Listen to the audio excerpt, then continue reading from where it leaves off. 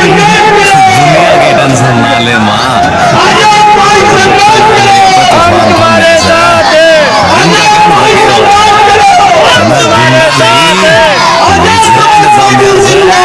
जिंदाबाद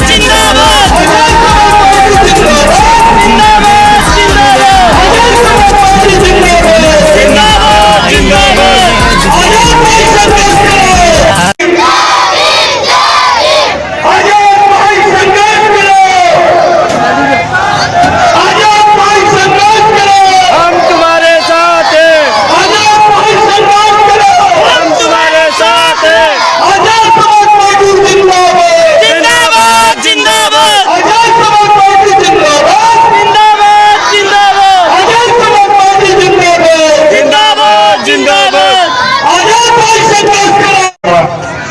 लेकिन जब आप यहाँ इकट्ठे होकर बैठे हैं तो आपको गर्मी ना लगे, इसलिए मौसम जो है आपके अनुकूल हो गया। तो मैं आप सबका धन्यवाद करता हूँ कि आपने मुझे इस गांव में आने का अवसर दिया। और मंच पर उपस्थित हमारे सभी प्रभारी, हमारे आजाद समाज पार्टी के प्रदेश अध्यक्ष यूथ के भी और मेन के भी, हमारे भीम आर्मी के प्रदेश अध्यक्ष, मैं जब किसी प्रदेश में जाता हूं तो ये महसूस करता हूं कि सबसे ज्यादा प्यार यहाँ, जब तक वहां नहीं जाता तो लगता है कि यहाँ कम प्यार है, जब वहां जाता हूं तो लगता है कि यहाँ ज्यादा प्यार है। तो मुझे तो आप लोगों ने बना दिया, मगर मेरे ऊपर भी जिम्मेदारी है कि मैं कुछ इस वंचित वर्ग के लोगों के लिए करूं, इस देश के बहुजन समाज के लिए। हवाएं भी हमारे खिलाफ है, हवाएं भी आज हमारे खिलाफ है, तो इनसे घबराना नहीं, क्योंकि मौसम भी खराब हो रहा है। और मुझे आपको जरूरी एक संदेश आप तक प्रसारित करना था, वो ये था कि कल किसान पंचायत कहाँ पर है? विद्याधर नगर स्टेडियम जयपुर में। तो मेरा प्रथम अनुरोध तो आपसे यह है कि आप वहां जरूर आए। और नौजवान यहाँ बड़ी संख्या में, माताएं बहनें भी यहाँ हैं, हमारे सम्मानित बुजुर्ग भी यहाँ हैं। ये जो अधिकार हमें मिले हैं ना, ये आसानी से नहीं मिले।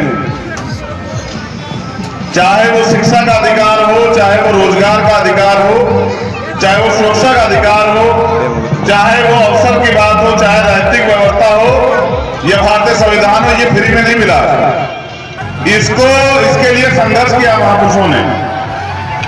अगर इतिहास की बात करूंगा तो बहुत लंबी हो जाएगी, क्योंकि हमारे नेताओं का आदेश है कि जल्दी यहां से निकलना भी है। तो बस मैं 2-3 लोगों के बारे में आपसे जिक्र करता हूं। बाबा साहब अम्बेडकर और राष्ट्रपिता ज्योतिबा फूले और सर छोटूराम। ये क्या हुआ?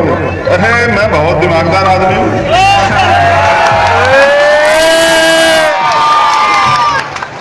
मैं जहां खड़ा होता हूं पहले अपनी जमीन का ताप जो है भांप लेता हूं।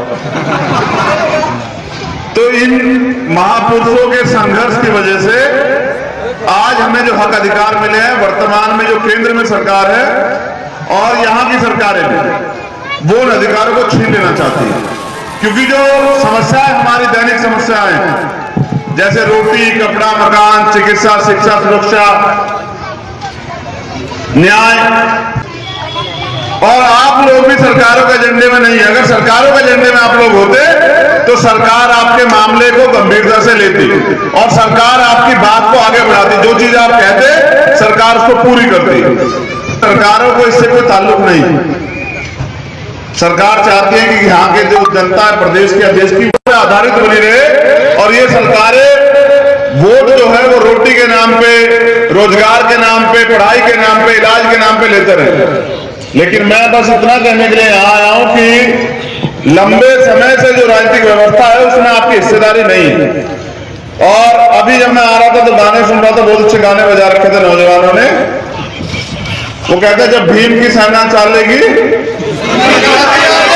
दुश्मन की छाती हारेगी। मगर एक लाइन थी उसमें, जब जब कलम उठाई भीम ने, समझ रहे?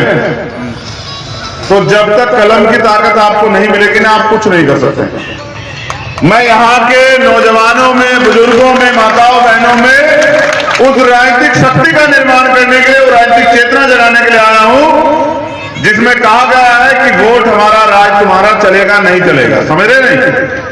तो वोट तो हमारे पास है, इस देश के वंचित वर्ग पे, बहुजन समाज पे, SC ST OBC माइनॉरिटी के लोगों पे वोट है, और राज उनका नहीं है। और अगर मैं यहां की बात करूंगा ना, तो यहां तो हालात बद से भी बदतर है। हमारे लोग यहां जो सरकार है उसको बहुत अच्छी मानते हैं, लेकिन पाली में क्या हुआ?